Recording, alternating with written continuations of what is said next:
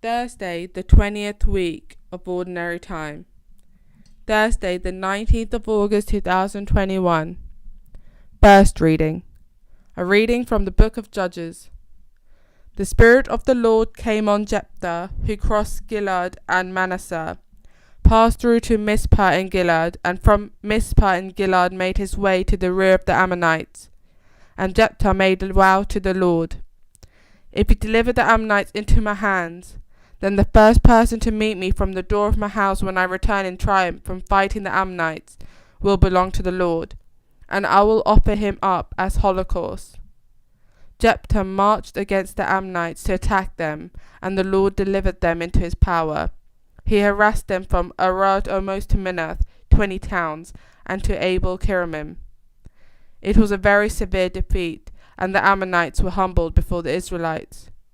As Jephthah returned to his house at Mizpah, his daughter came out from it to meet him. She was dancing to the sound of timbrels. This was his only child. Apart from her, he had neither son nor daughter. When he saw her, he tore his clothes and exclaimed, "O my daughter, what sorrow you are bringing me! Must it be you the cause of my ill fortune? I have given a promise to the Lord, and I cannot unsay what I have said." She answered him, "My father, you have given a promise to the Lord.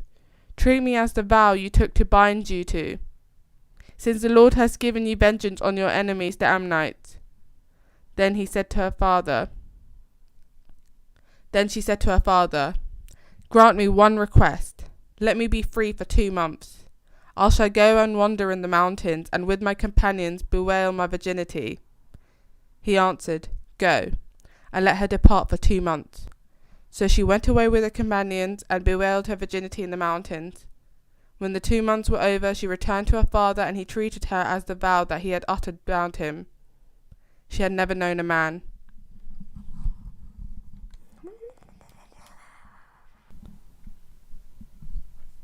Responsorial Psalm.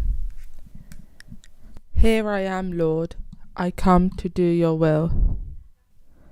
Happy the man who has placed his trust in the Lord, and has not gone over to the rebels who follow false gods.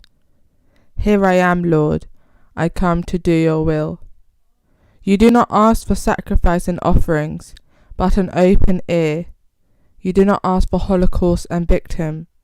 Instead, here I am.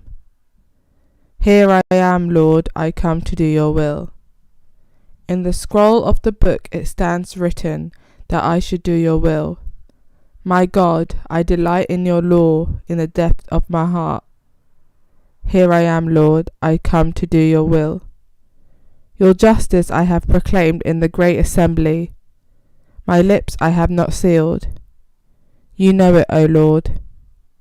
Here I am, Lord, I come to do your will.